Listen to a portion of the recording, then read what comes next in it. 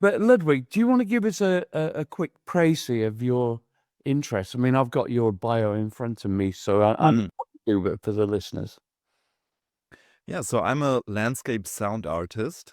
That means I record sounds outdoors mainly, and then do installations, concerts, releases, sound walks. I also work with guided listening, so without microphones, just using our ears. And yeah, my main practice is about connecting to animals, plants, the natural environment, but also the reality of the cities and the environments we live in. And yeah, to form a deeper connection and attune ourselves to the beautiful world of sound that is around us. God, Speaking my language. you need to be. If there was a minister for sound, you should be. Gets my vote. So I'm looking at your bio here, and there's lots to talk about here. I mean, I particularly like this idea of insect communication and Me too. tiny sounds that we. Yeah. So it like the idea of revealing this kind of secret world that we are not privy to unless you've got specialized equipment is essentially. So tell us a bit more about kind of, I don't know what you call it, if it has an official scientific name. I'm calling it micro recording, but what is its real name? Yeah, I also call it like microscopic recording, and that's definitely a scale I'm really interested in because it's kind of out of our reach. It happens in a different scale, but it's still part of our world, and it's also the world that we are affecting with our actions, right? Like insect life, glaciers, all of that is something we affect, but we somehow are not conscious of it because it's out of our perceptible field. And so I try to use microphones to make these tiny sounds audible and kind of bring them into our scale. And for example, with the insects, there is even a scientific field that studies this realm of the insects, which is called biotremology. So the vibrational communication. Right. Yeah, so it's a relatively new discipline, just like maybe 10 years old, and they study the vibrational communication of animals and also through plants. Um, and it's a fascinating world that we're just starting to discover because it's really hard to record. You need very specialized equipment to do that, and I work together with biologists to record this. So what they use is called a laser Doppler vibrometer, and it's Cool, especially in your accent. yeah, Say it again. it's a laser Doppler vibrometer. Love it. I feel a bit tingly. Yeah, and it's actually a machine that was developed to spy by the Soviets because it's just a laser beam that you can point on surfaces, and through the reflection that get reflected back to the laser from the surface, you can hear the vibrations that are happening in that surface. I want one. So Pretty expensive. it's a laser data sonification device. Yeah, but like the output of the instrument is really sound. So you really get direct sound output from the device. So I mean, of course, there's like an algorithm that happens within the device. So it translates into the audio. Yeah. Audio. I just invented the word. Audio field. Into the audio. Audio. What's wrong with me today? It sounds like it should be a word. I need more coffee, I think. So this fascinates me completely because does that kind of cut out background noise, do you think? Because it's working on a different level. I mean, for instance, if there was an insect in the street outside here, Yeah. it cuts out the background sound of the city. Well, that's the frightening part because, I mean, in the end, it doesn't capture any airborne sound waves. It Right. just captures the structure-borne sound waves that travel through materials. So, for instance, insects, they communicate mainly through plants. So they use plants as their medium of like to transport their sounds. Yeah. So you point it at, for example, on a blade of grass, and then you hear like all the vibrations that are happening within that blade of grass. But unfortunately, you don't only hear the insects, you also will hear the airplane that is going above in the grass Ah, because it's vibrating, right? Like so it's like also like taking in all the vibrations from the environment that travel through air but then also go into the plant. So unfortunately there you still hear a lot of vibrations from city and from our environments that actually also disturb the communication of insects. I was just about to say that must be really intense for insects to hear the man-made sounds. I've never actually thought about it like that.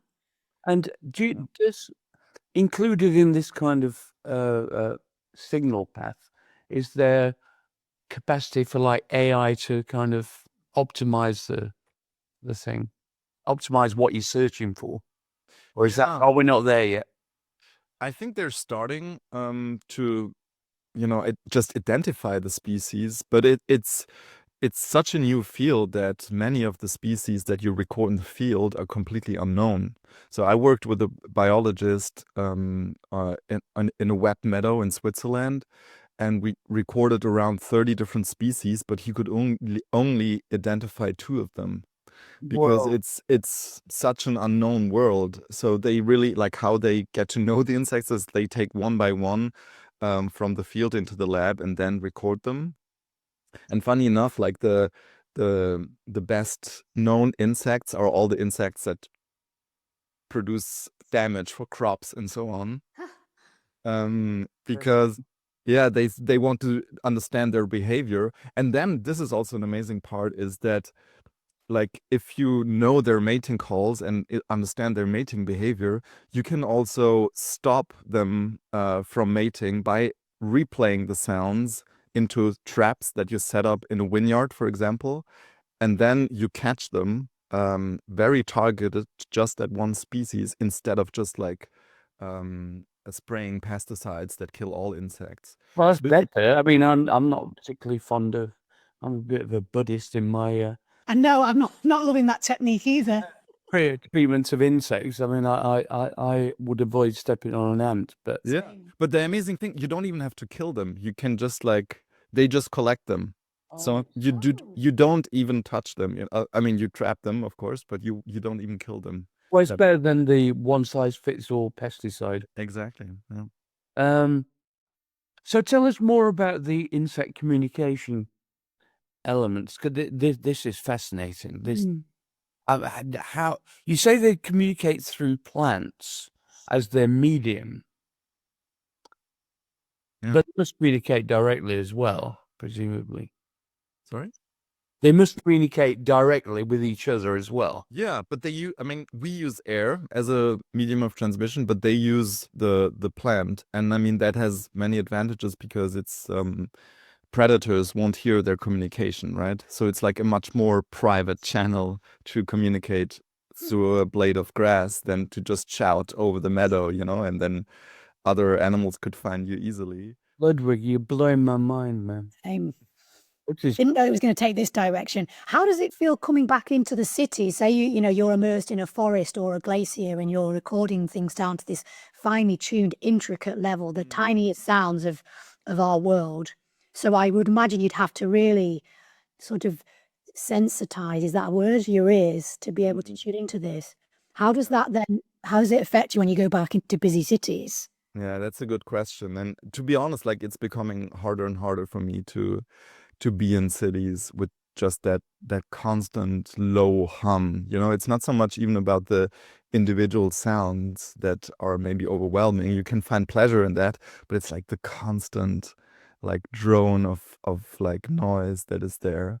That is really hard for me. And and I also grew up in a small village in just surrounded by meadows and forests. So for me that's the normal world, so that's like what I just perceive as the real world. And for me, cities are still like something very strange that we constructed. And I'm still like, I'm always wondering, is this really like the best way of living that we figure out? Like, couldn't cities be also designed in different ways that they sound more pleasant? I think they could do better. Yeah. When you, sorry, go on. Cheryl. Sorry, Martin. Just this morning, I saw a meme on Instagram. Somewhere in Denmark, I think, has started growing moss on the side of buildings, so that now there's just streets full of green houses where the moss grows out of the brick. So, I mean, that's a step forward, I guess, towards making cities a bit more natural. I think that's a carbon capture thing as well, isn't it? Yeah. Yeah. And it absorbs sounds also, right? Like, Yes. it probably also stops the reflection that happens between buildings of glass. Yeah. So you've recorded these tiny sounds, made them audible to the human ear, and you create installations, and presumably you do immersive installations. Yeah. I presume you do. It makes perfect sense. So, could you and do you recreate the sound of being a tiny unknown insect in the middle of a meadow, blown up so that humans can feel like they are insects?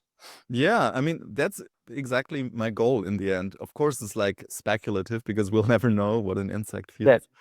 But what I try to do is not convert these vibrations into sound, but really let them be vibrations. And so, for example, in this meadow that I recorded in Switzerland with Juan Jose Lopez, who is the biologist, we then installed speakers in a hut directly in front of the meadow where we recorded the insects.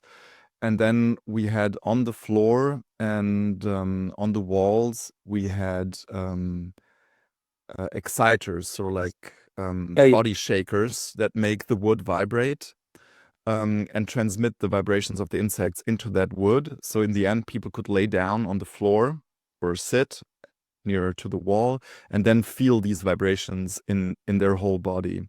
And I think that's the perfect way to listen to these sounds because I need an insect vibration. Yeah, I need that shit. And I think the general population would enjoy that as a kind of spa type experience. If you ever want to do any work in ambisonics and create stuff, I've actually I created an installation called "I Am an Insect." really? Believe me or not scientifically rigorous as yours, I have to say, but it was essentially in an ancient forest glade, part of a citywide installation in Bath in England, and in a silent, beautiful, like 12th century forest glade, with dappled light and blah blah blah, and I suggested to them that we installed a bunch of speakers at different heights and stuff, and created a 3D and integrated 3D soundscape, which had some musical composition, but also had the sound of insects. And the insects were controlled by the location of the people within the space where the glade was. So that you could have insects following them around. Giant sounding insects, right? Wow. Yeah. But also, this is the fun bit, for children, we created these helmets that had little cheap, internet Temu speakers on the front, with the sound of insects, different insects. So they could actually participate and pretend in their imagination they were an insect in this forest. Lovely. And the children absolutely loved it.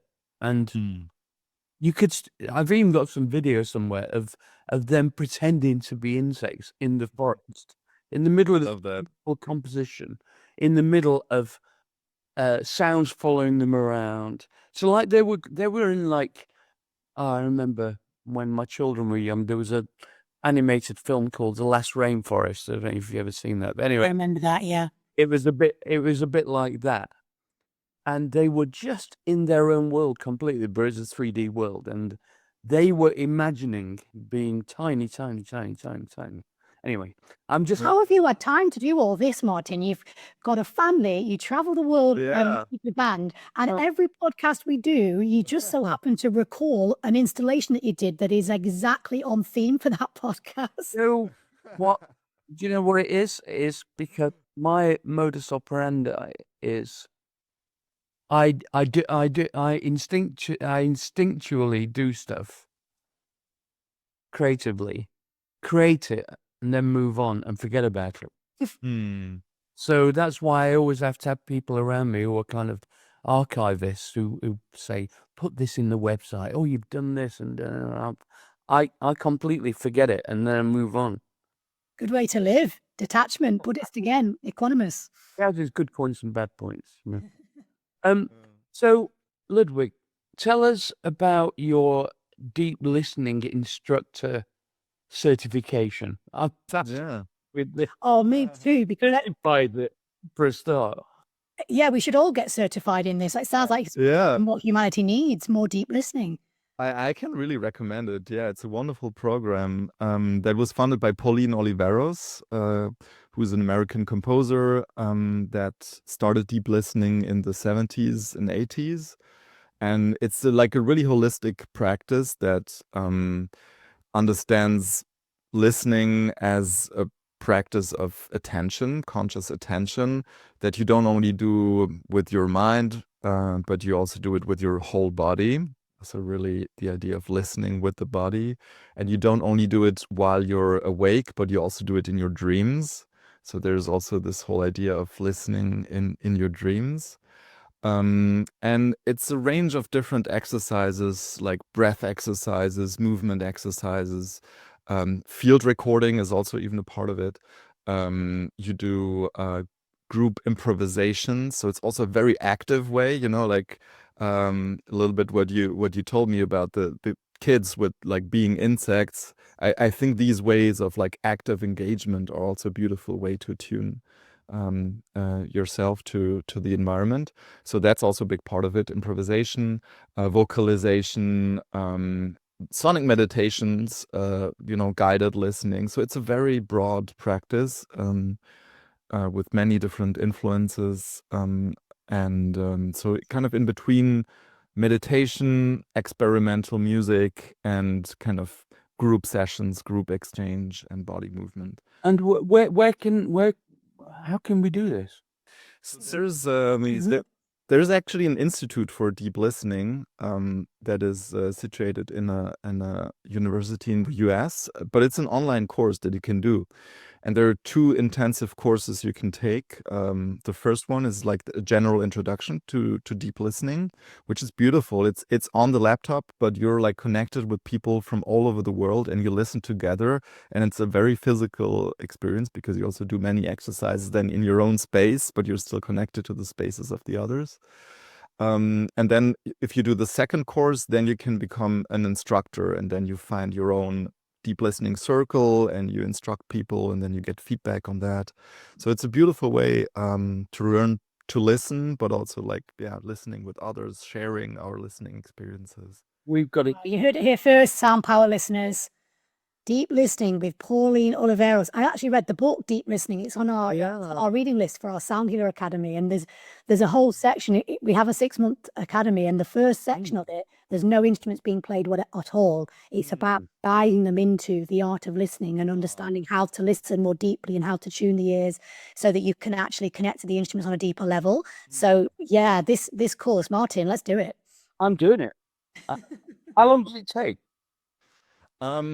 It takes a couple of months. It's split in two parts. So I think the first one is like 3 months, maybe. Yeah. I bet if I ever get one more qualification in my life, I think that's the one I want. That's a good one to get. Yeah. Yeah, I think so. Yeah, I don't need any of the other shit. No. Yeah. And You've got everything else. community. Yeah. So tell us a bit more about the site-specific listening walks. Mm-hmm. Give us a kind of example of what of the sort of thing and where it would be, or whatever. I mean, I know I can kind of imagine what it's like, but just give us more of an insight into that. Yeah, so the last one I did was in a forest in Switzerland.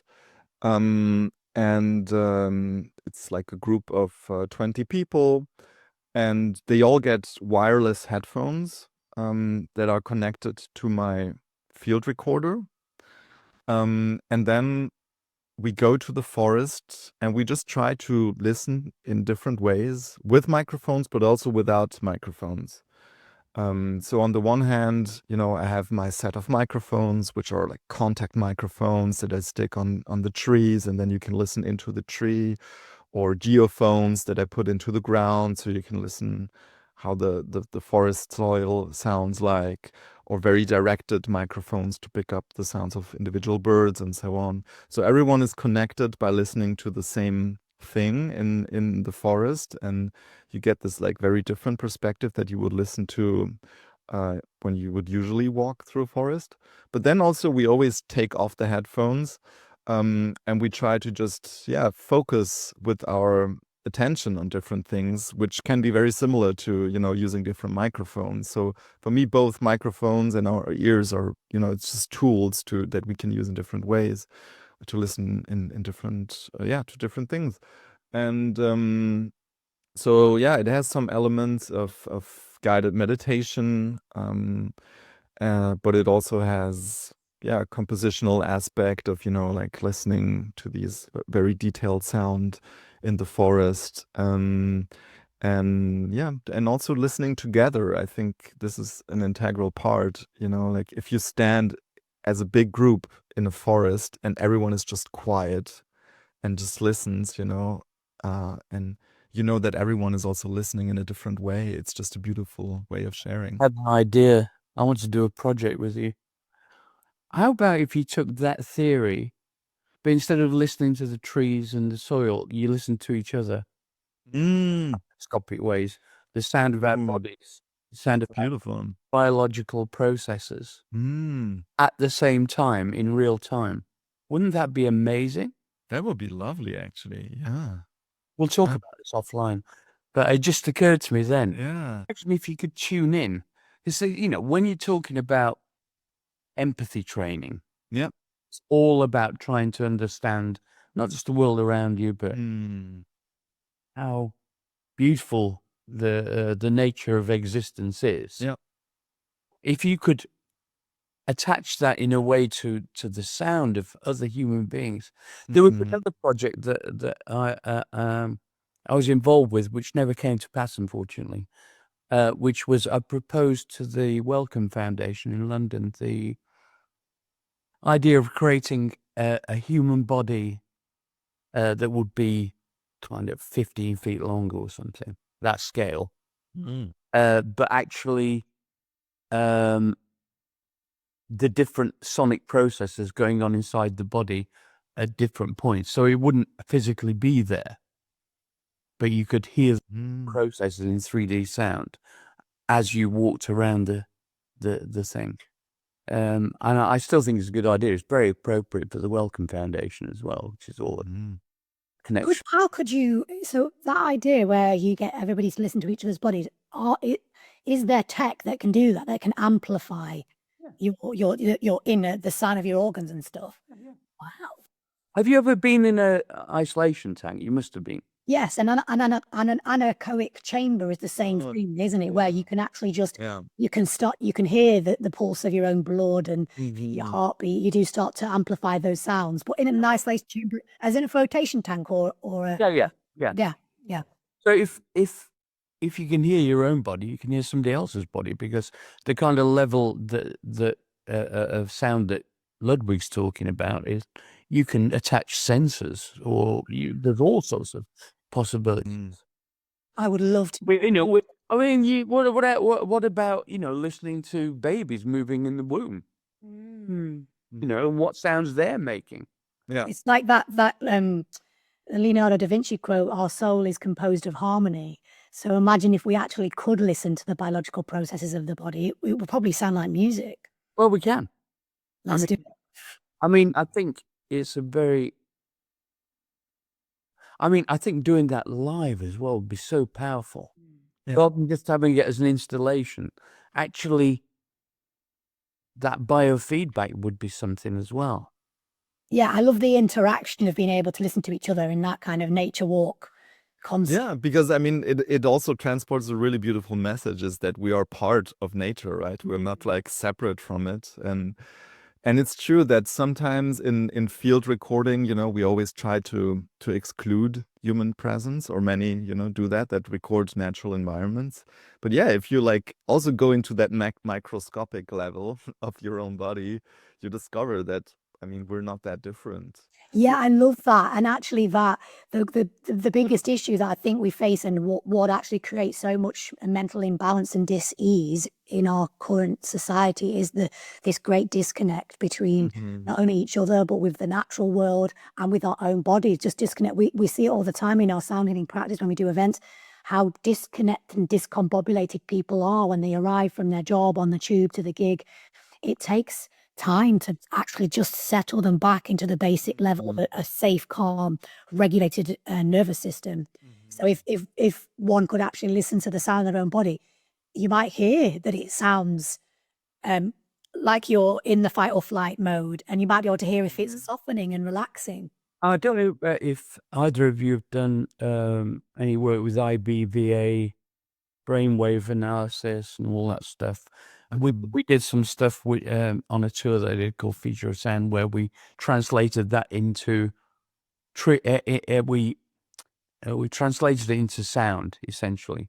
So the alpha, beta, and theta waves in particular were being analyzed simultaneously with this headset thing, and translated into different data streams, which would then trigger different sounds in 3D, and for the audience, and it was completely insane. I've told this story before, but cut it very short. There was a friend of mine called Brian Barrett who used to take LSD in the 70s with all the beat poets and everything in New York, and you know, I completely fried his brain essentially, but could still function. But he was on a different plane of existence, and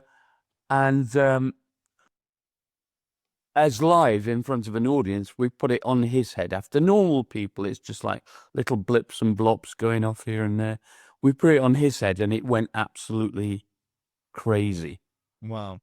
And so this is this kind of biofeedback thing. Also, because they were looking at the scrolling visualization of what was going on in their brain, they could actually look at that and modulate their brain waves.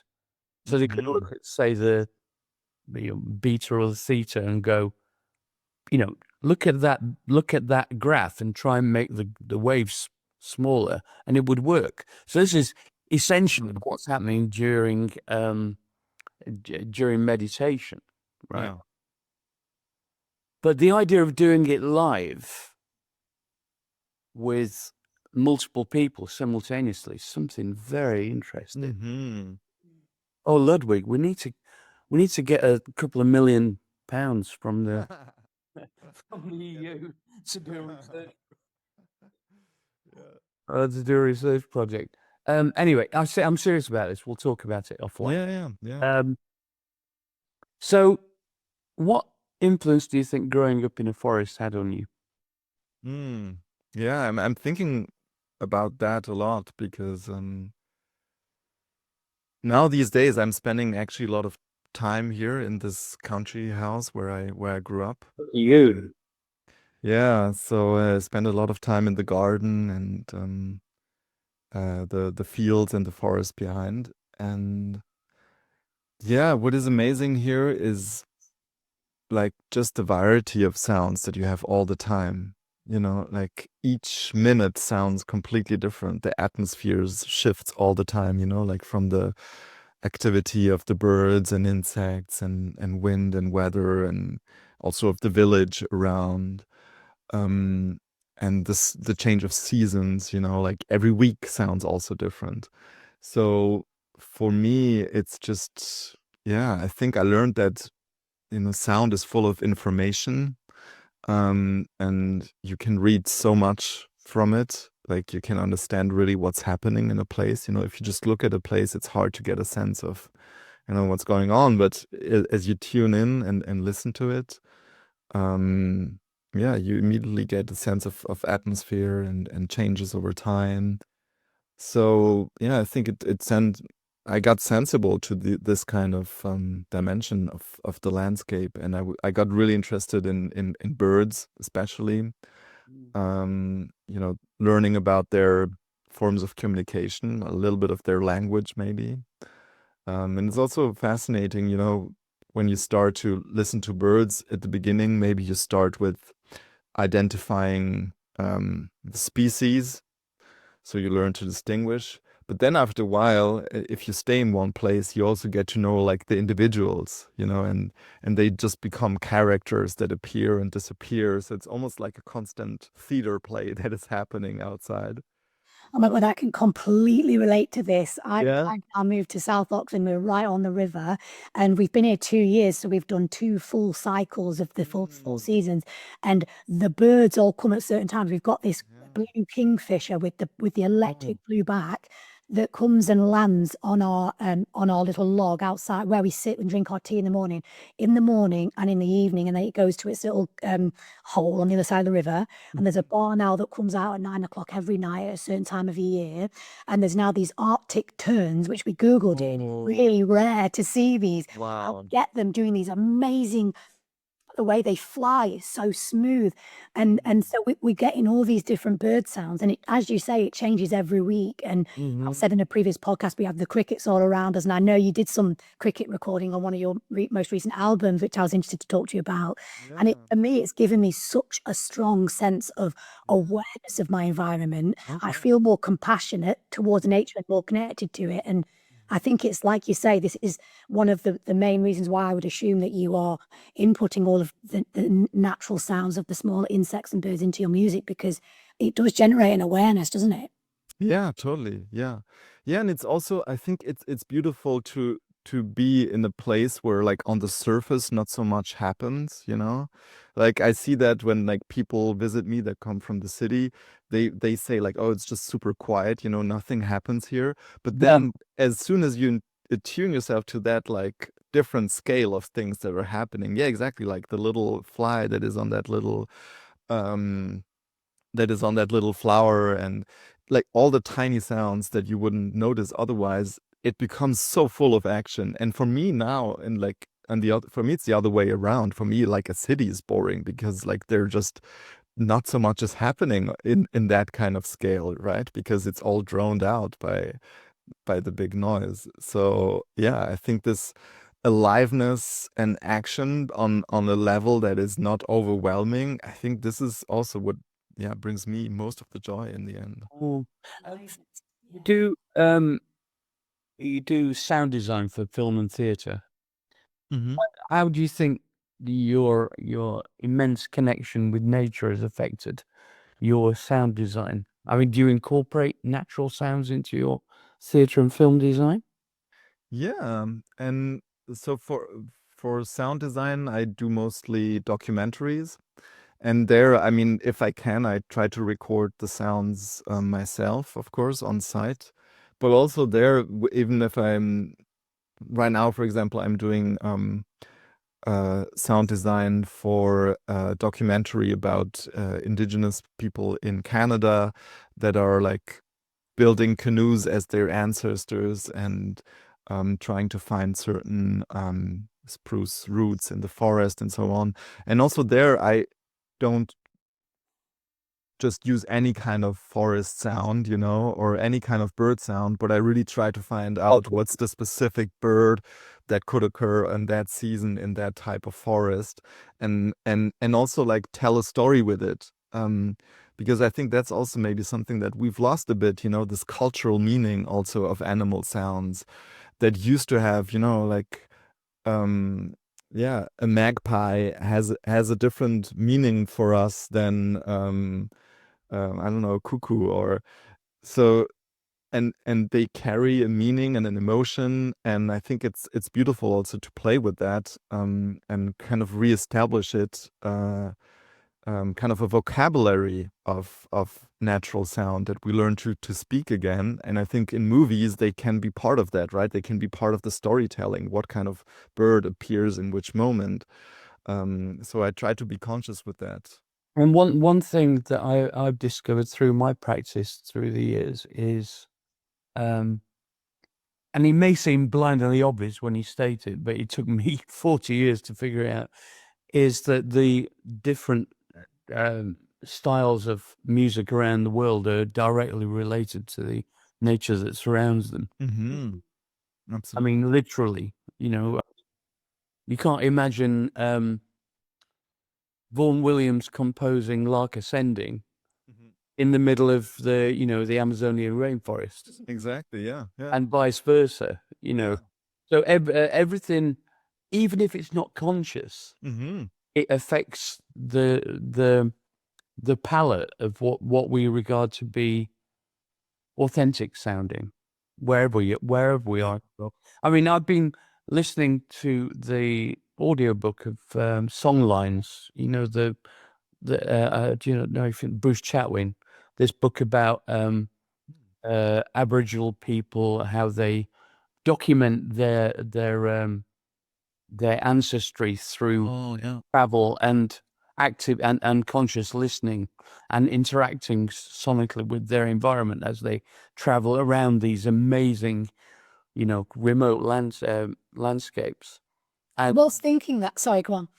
and I was just thinking how I'm thinking about doing a project where we transport that theory, because they call them song lines, right? So, which is like a network of these experiences as documented in the human mind. They're not documented in writing or anything. So the idea of doing this in a city, for instance, would be very interesting to give people an infrastructure to do conscious listening.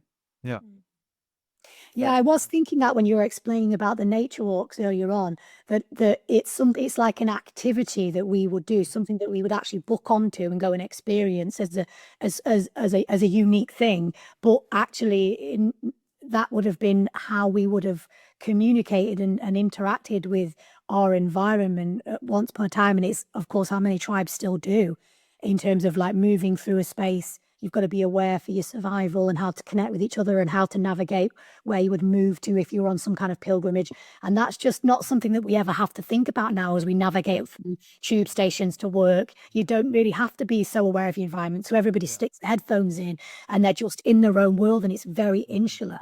So these nature walks are such a good idea. And I think the installation that you mentioned, Martin, would be such a powerful way of bringing people back home to themselves, but also to becoming aware of the natural environment and the environment of a city as well, which has its own story to tell. Yeah, absolutely. Yeah. We could use it as a connection also between, say, if I did it in Sheffield, obviously I know a group there, industrial town in theory, but it's known as one of the greenest cities in Britain. So you got two halves of the city, which are pretty, very easily delineated into two halves. One side is an unusual amount of trees everywhere. I mean, it's like in an inhabited forest almost, but it's still a city. And then the other half is factories and post-industrial wasteland, And I just think it would be a carrier signal for information that would subconsciously connect you with your current experience, but also maybe your ancestral experience, if you believe in if you believe in epigenetics, and ancestral memory, which I do too. Anyway, that's my artist statement for the £1 Million research project. I also think you should call a track "Post-Industrial Wasteland" or an installation. I think that's a great title. That's my entire career is a post-industrial wasteland. I think that's a good analogy. Yeah, so can I also pose you the question back, because I always find that it's a really interesting question. How the place that you grew up in, like, how did it shape your listening? Oh, massively. Yeah. Massively. I mean, you grew up in a forest. I grew up in a place of large and small scale engineering sounds. Mm-hmm. I just thought it was normal. I didn't. Mm-hmm. I never even considered it until probably about 20 years ago, actually. Mm. I just thought, well, that's just, I knew the different cities because I traveled a lot and blah, blah, blah, and different cities sound different. But it never really occurred to me that it had such an enormous impact on the kind of music that appealed to me. And actually just the theory of using technology and the future as an inspiration for composition. Mm-hmm. Yeah. I mean, it's the opposite of hippiedom, but actually I'm a kind of industrial hippie, really. Industrial hippie, yeah. Wow. Plastic. I love And I'm a pragmatic industrial hippie. But yeah, I mean, of course, the sounds are completely alien in a city like Sheffield at the time when I was growing up. I mean, the sound of the drop forges in the giant factories make infrasound. I know I can use the terminology now. I didn't know what the hell it was then. Booming sounds that would travel down the valleys because it's built on 7 hills like Rome, right? So you get reverberant kind of very long wave, low frequency sounds that proliferate down the valleys. I lived near the center, so all these valleys would converge. Wow. Yeah. Anyway, and so I used to, particularly when it only really had an impact when it was very still in the summer. For some reason, the sound would travel further. Oh, yeah, because of the temperature, right? Yeah, the temperature and humidity. I don't know where it was. Yeah. Anyway, here's another thing. Well, I was talking to Cherub about this the other day. There's some research, and I've not looked into it properly yet, but it was mentioned on the internet the other day. You may have seen it, that some researchers in Japan have discovered the mechanism and tested it and proven that the mechanism by which cells react to sound can alter the genetic structure of cells. Really? Yeah. Oh my God. And it's quite profound. Mind blowing. Yeah. It's a bit like epigenetics, but with, they've identified one of the mechanisms. Mm-hmm.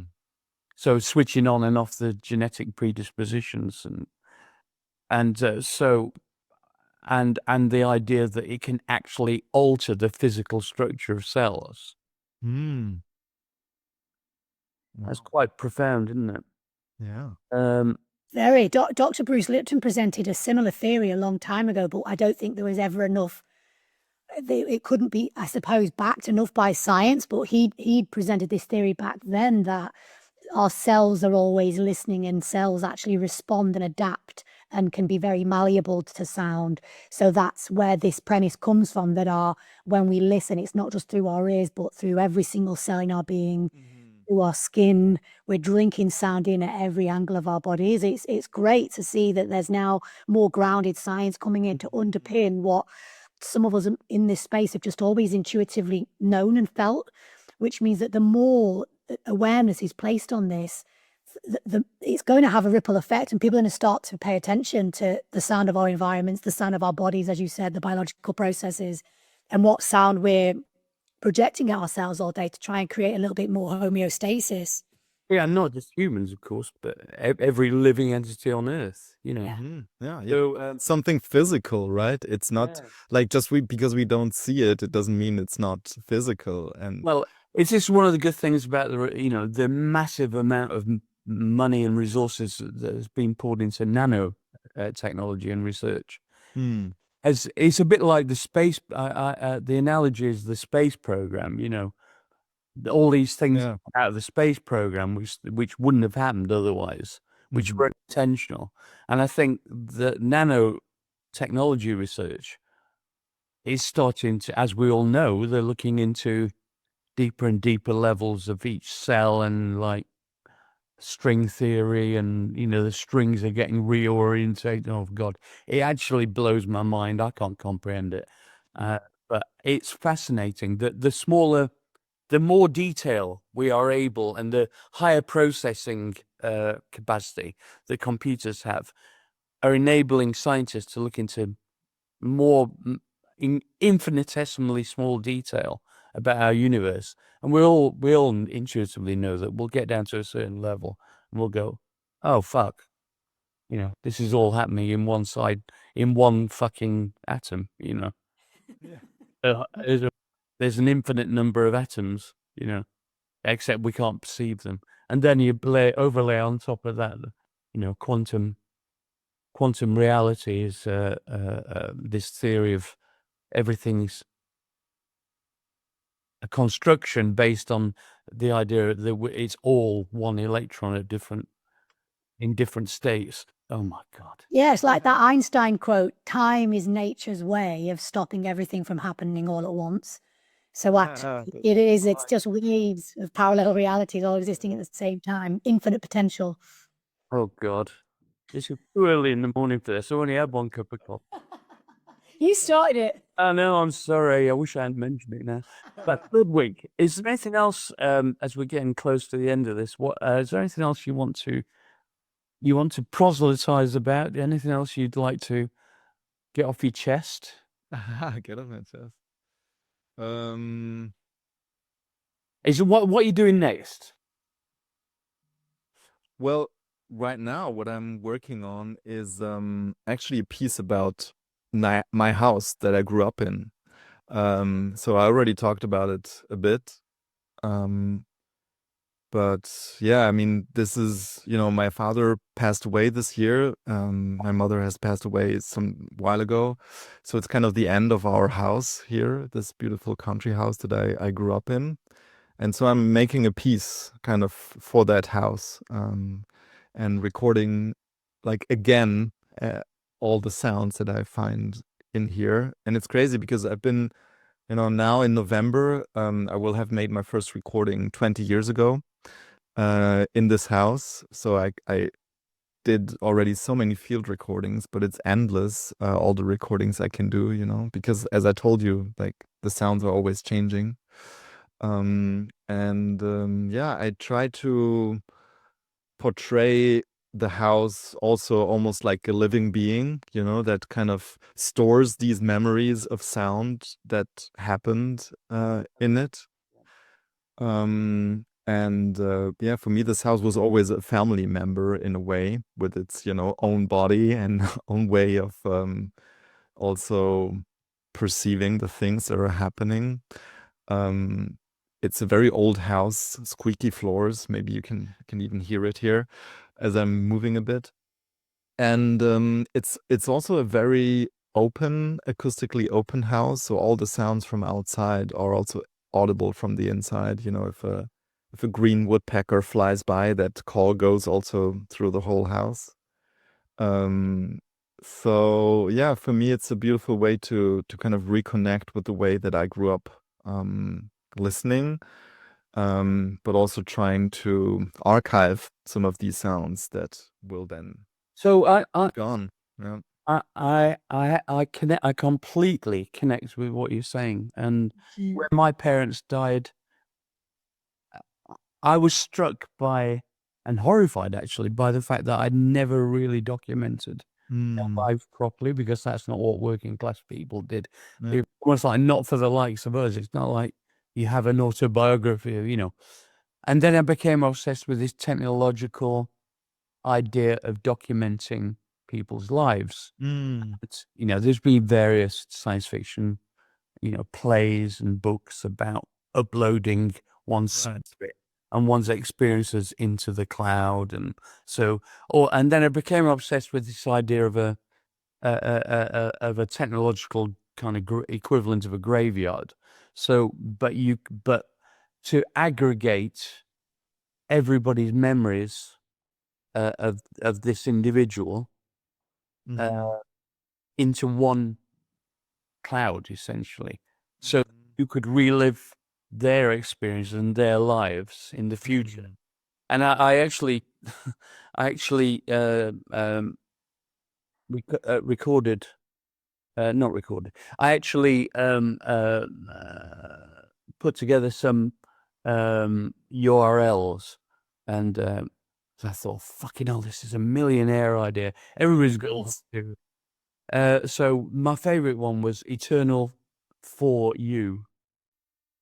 The number for you, Eternal for You, you know, like Toys R Us, and so the idea is you create this space and you buy a certain amount of server space, and you provide the infrastructure for people to aggregate their memories and their In which form exactly? Like, recordings, photos, films, okay, millimeter films, yeah, oral testimony. yeah, It's just such an obvious idea. yeah. People aren't really doing it at the moment. Anybody who would do it would be a fucking, billionaire somewhere in his lair, would do it. Yes, I had that. I've done videos like that for my family's 40th, 50th, 70th. I've never had one done for me because I'm always the one that has the skill. Yeah. And my family did one for me for my 40th at the beginning of the month. Oh my God, it was the most amazing gift I've ever received in my life. Pictures from birth to present day, all videos, messages from everyone with a favorite memory of me, videos, stuff that I'd forgotten. It was it was like an hour and a half long video. It was the most incredible thing I've ever seen, and I've got that to keep forever. So absolutely, Martin, can you imagine if people could actually gather that from everybody and be able to see it? Genius. Everybody you've ever met. I mean, if they wanted to, they don't have to. You just give them a private link, anybody who requests it, so it can't be hacked or anything. It's all like, factor authentication and whatever. And anyway. Just give them Facebook. It relates to what you're talking about. I mean, imagine if if your house became an installation that either with headphones or speakers or whatever, you can actually recreate the life of the house at different times. So it becomes a piece of time-based art, Yeah. I was approached to do something by Mies van der Rohe, his house. It was some legacy thing, and they said, could you recreate the sound of him his family in 1940 or something? Yeah. Wow. A tall order. It would take me 6 months to do the research, but I could do it. Yeah. So anyway, That's lovely. Yeah. I'm fascinated with the documentation of experience and how we. Yeah. Not Yep, just, and not sometimes just when it's people also- are dead. I mean, for the living as well. Yeah, absolutely. Yeah. And sometimes it doesn't take much, like from my parents, I just have like some recordings I did, while they were in the kitchen or something. But just like listening to a fragment of that everyday voice brings back already everything, right? Oh my God, I'm going to start doing this. Yeah. It's still time for me. Absolutely, yeah. And also, I mean, luckily, my mother also did that with us when we were children. She did these like cassette tapes of our voices. Oh, wow. And it's like, for their project, I listened back to all of them, and it was incredible. It was like I was immediately transported back to this feeling of being a baby, and my mother being very close to me. And That would have had a big influence then on what you then went on to do yourself. probably also, yeah. But it was also such a beautiful way to reconnect kind of with my, me being a child. And I think, the world would be probably a different place if everyone would listen back to themselves as a child, like once a week, like just reset, like remember, who you actually are, if all of that stuff that we build up goes away, like the essence that is there from the beginning, That's a reconnect. beautiful concept. And one of the things I did when my children were in the womb was I did do some recordings of them in the womb. I kept that. I mean, it's obviously mainly just heartbeats and Yeah. shuffling and stuff. But I also did a mixtape for them, which I used to play for them all the time. And I did a test. I mentioned this on another podcast. I did a test to see if they'd remember it, and they did. Really? Wow. Yeah, I mean a blind test. I mean, like, Wow. yeah, they and a couple of the pieces were pieces I wrote for them, never been played anywhere. So Yeah. Yeah, That's beautiful. Yeah, I mean, I love this idea of like, using audio as a tool to travel, not only like to different, time travel. to different, coming back to the beginning, to different like scales of microscopic insect life, but also traveling back to different moments of our lives and different forms of existence. It reminds me of Christopher Nolan. The whole interstellar thing and all that. The idea, Like storytelling. storytelling, really, but reflective storytelling. Storytelling about yourself. Because I mean, oh God, this is getting very profound. But I mean, sometimes, very occasionally, I just forget who I am completely. It's like I wake up and go, Yeah. "Who am I? I mean, what?" Yeah.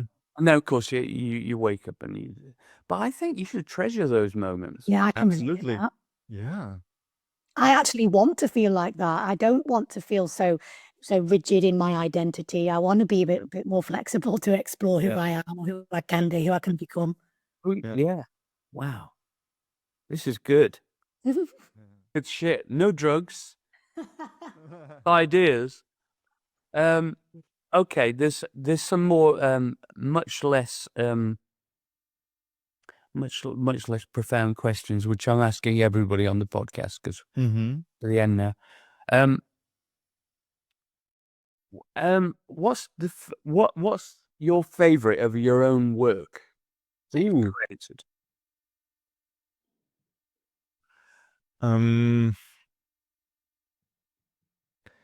So I think, as in many cases, it's the most recent work. Yeah. And for me, it's a radio documentary about Josephine Dickinson, which is an English artist and poet who is deaf. And I did a radio documentary on her way of listening to the landscape. She lives in the Northern Pennines, very remote place. And yeah, it's just a piece where you feel the landscape through her and you feel her through the landscape. Wow. And it's a very quiet piece with a lot of space around the sounds. And it's, even though it's not about me, it's somehow one of my most personal works, I think. I think that sounds great. This is interesting. My partner in Illustrious, Vince Clark from Eurasia, fell in love with the Northern Pennines when he went on the. He got into hiking for a while, and he did the whole Pennine Way Oh, I would love to. from Edale right up to the very north, and that's quite a thing. Yeah. And he completely fell in love with the North Pennines and bought a derelict farmhouse there. Had a road built that was 12 kilometers along to get there. Did the renovations and then decided he didn't want it anymore and sold it. No. Can I move? Love it. Isolation in one of those. Oh, anyway. I love it. Okay. Next question is, who's your favorite composer? Ooh. One of them. So yeah, maybe it's because I'm German, but I just have to say Johann Sebastian Bach. Oh. Because it's just something that always works and always blows me away. Like I can listen to it every time and I'm always in awe, and that kind of simplicity and deepness. And Well, it's mathematical as well, isn't it? It's so. yeah. We had for the first EP17 album, Penthouse and Pavement, we found by accident this amazing young bass player, 17-year-old black kid, called John Wilson. A prodigy. I mean, just unbelievable. As you can hear on the album, if you hear it, it's just good fortune. And one day I said to him, "Who's your favorite bass player?" And he said, "Bob." Oh, Interesting, eh? yeah. 17-year-old kid from a council house, Oh, yeah. living in a council flat, no money, self-taught. Mm-hmm. Wow. How about that? Anyway, Same Jimi Hendrix, can't read music, doesn't know music, self-taught. yeah, me too. Can't. Oh, Joni Mitchell, same. Yeah, I also can't read music. Yeah.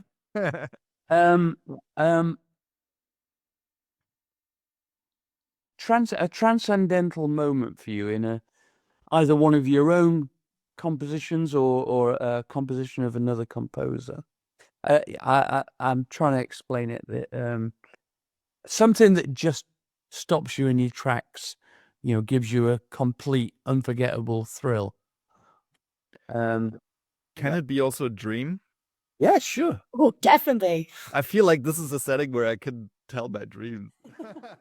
Good. We're your therapist. Go for it. And it's funny, Tarab, that you mentioned it before because I'll get back to it.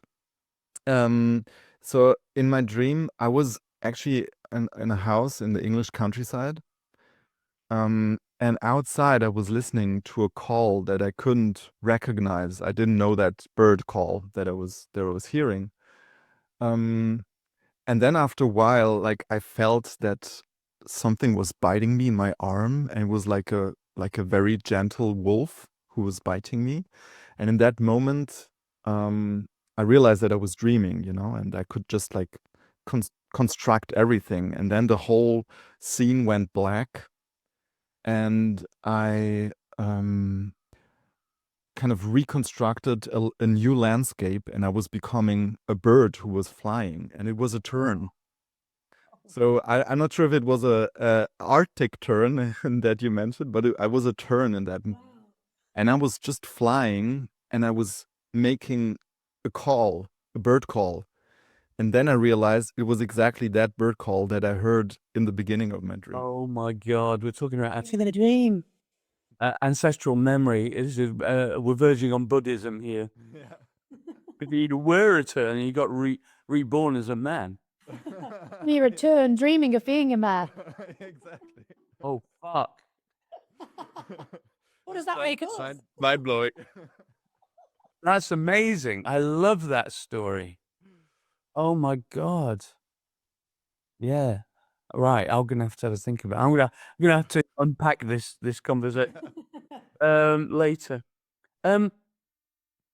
What's your? I'm fascinated with urban design because I think the majority of people. I mean, you're very lucky, and Cherub's very lucky. I live in the centre of the city. It's still quiet where I live. It's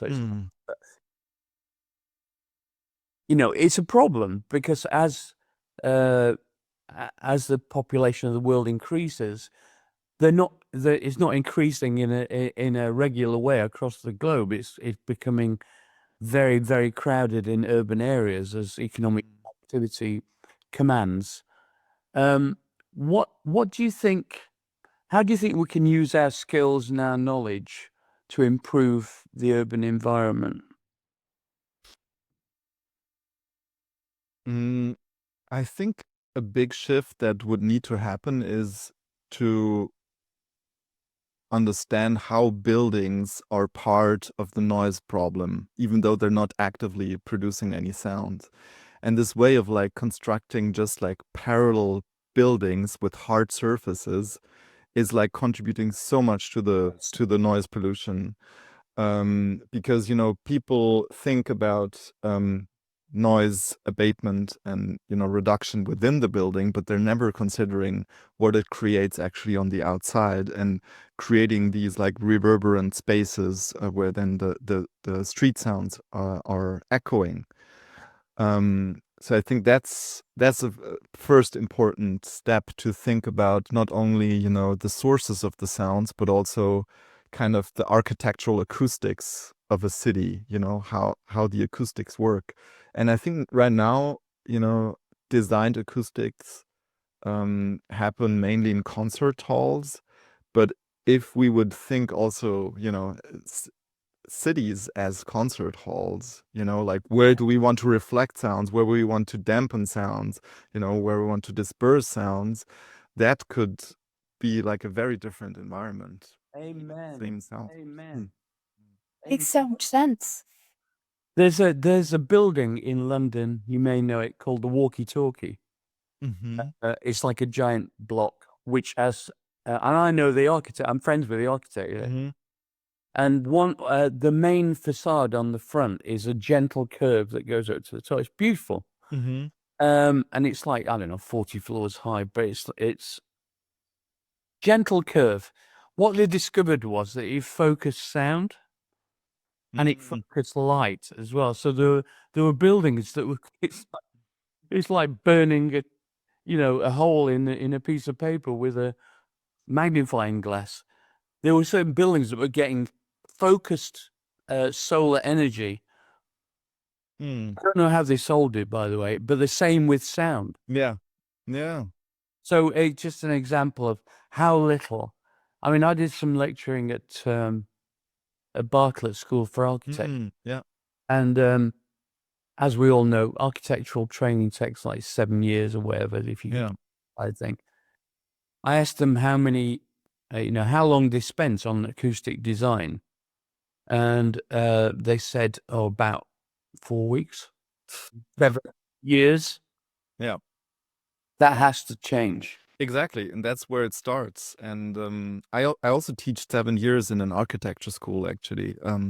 And what we did is we didn't even teach them acoustics, but we just brought them out to the field and we're listening together. And again, like also for architects, that's like the best training to just understand what kind of places work acoustically and in which don't, and then it becomes part of their design from actual like positive and negative experiences. Yeah, rather than retrofitting it, Yeah. considering it as part of the initial design.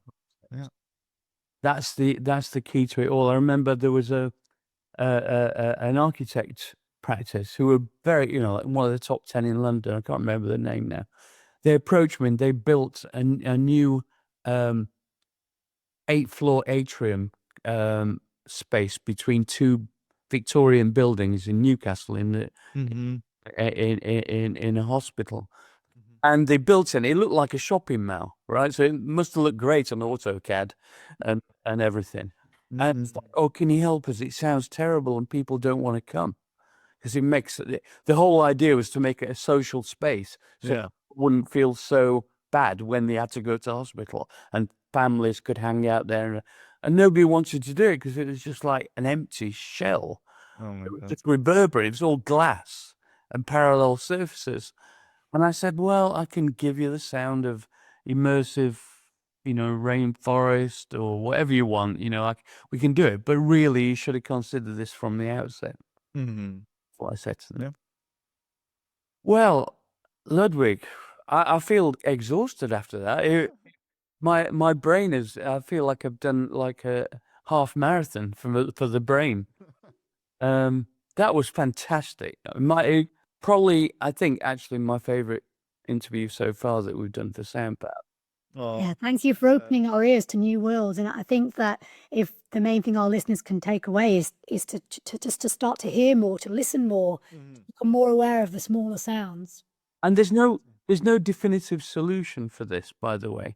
It's like we need your ideas, the general, whoever's listening to the podcast, the general public, because the more people who acknowledge this as an issue, and the more you can actually suggest ideas for solving it.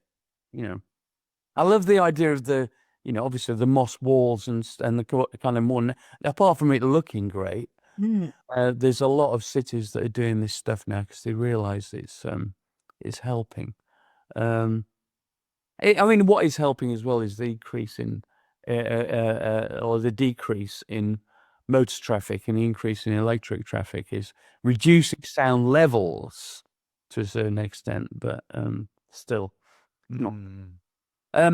Just got to keep the conversation going, and the more minds on this, the quicker it will solve it. Absolutely, yeah. Ludwig, we're going to do some work together, man. This sounds. Do it. I think I've already forgotten what we discussed. But Listening to the body, doing the nature walk, listening to each other's bodies, do that. that's the one. Yeah. That's relatively simple to. Well, it's not. Nothing's ever simple. It sounds like a great idea, but I'm sure it's something that could be of value. Maybe we'll get some research grant or something. Who knows? Anyway, thank you for this, Ludwig. Thank you. It was lovely to talk to you. For me, it's the opposite. I feel very energized now, like after talking with you. So I'm really glad we had this conversation. When you're in London, hit me up and I'll take you out for a bite to eat. Wonderful. Come in. You're coming too. All right. See you later. Great. Thank you for your wisdom. Bye. Thank you. Bye bye.